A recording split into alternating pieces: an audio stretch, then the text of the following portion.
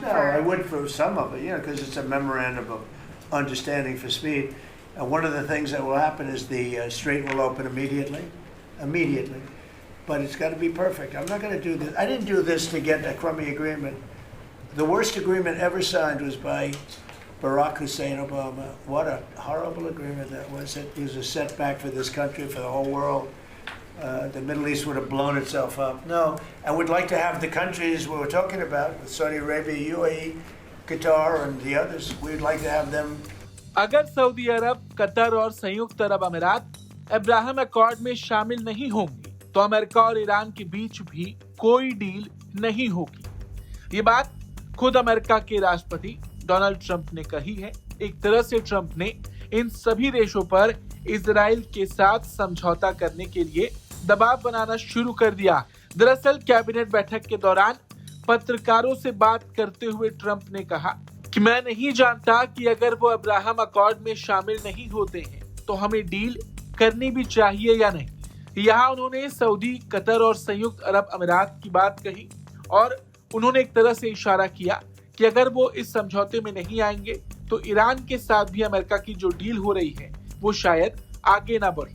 हालांकि ट्रंप ने साथ ही साथ यूएई की तारीफ करते हुए कहा कि ये महान और साहसी देश है और अगर बाकी देश भी इस समझौते में शामिल होते हैं तो ये ऐतिहासिक होगा।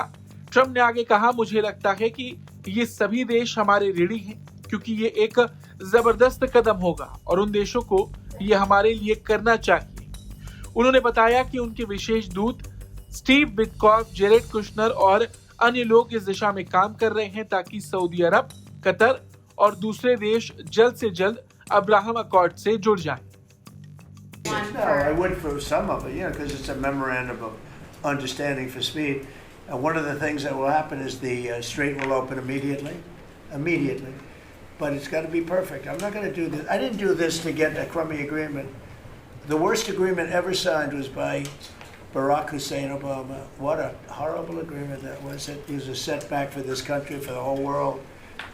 The Middle East would have blown itself up. No, I would like to have the countries we were talking about, with Saudi Arabia, UAE, Qatar, and the others. We'd like to have them immediately join and Steve Witkoff is working on that with Jared and some others, but would like to have them join the Abraham Accords. It'll be historic if they do it. And I think they owe that to us, to be honest.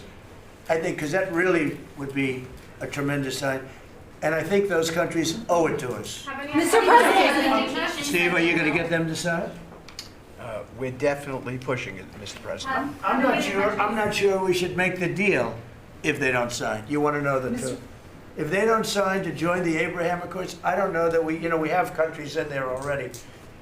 UAE, great countries, bold countries, and it's turned out to be so good, so effective, and so we're requesting strongly that they join. It'll be great. It'll be great for Saudi Arabia. It'll be great for Qatar and Kuwait. दरअसल Abraham accords Trump के पहले कार्यकाल के दौरान शुरू हुआ एक समझौता है जिसका उद्देश्य मुस्लिम देशों और इजराइल के बीच कूटनीतिक, आर्थिक और सुरक्षा संबंधों को सामान्य बनाना है। अब ट्रंप इसी समझौते को ईरान डील से जोड़ते हुए नजर आ रहे हैं और ट्रंप का ये बयान ऐसे वक्त पर आया जब ईरानी सरकारी मीडिया ने दावा किया था कि अमेरिका और ईरान के बीच एक संभावित एमओयू पर बातचीत हुई। रिपोर्ट्स के मुताबिक इस समझौते में अमेरिका द्वारा हुर्मुज पर लगी नाकेबंदी हटाने और समुद्री गतिविधियों को युद्ध से पहले के स्तर पर बहाल करने की बात शामिल है। हालांकि व्हाइट हाउस ने इस रिपोर्ट को पूरी तरह खारिज कर दिया था। व्हाइट हाउस के रैपिड रिस्पांस अकाउंट ने सोशल मीडिया प्लेटफॉर्म एक्स पर लिखा था कि ईरानी नियंत्रित मीडिया की ये रिपोर्ट सच नहीं है। जो एमओयू जारी किया गया है वो पूरी तरह मनगढ़ंत है। किसी भी ईरानी मीडिया की बातों पर भरोसा नहीं करना चाहिए। और इस बीच ट्रंप ने हुर्मुज को लेकर भी एक बड़ा बयान दिया।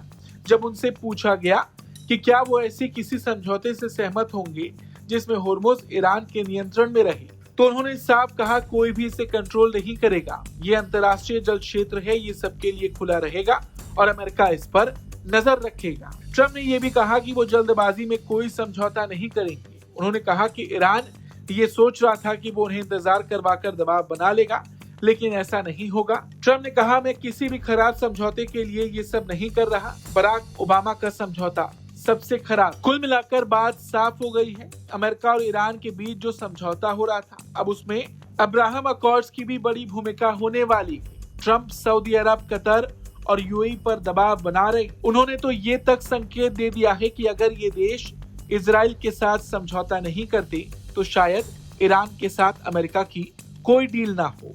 ऐसे में आने वाले दिनों में मिडिल ईस्ट की राजनीति और ज्यादा गरमाने के संकेत भी मिल रहे हैं। ट्रंप के इस बयान पर आपका क्या कुछ कहना है, कमेंट करके जरूर बताएं। Bureau report, Bharat.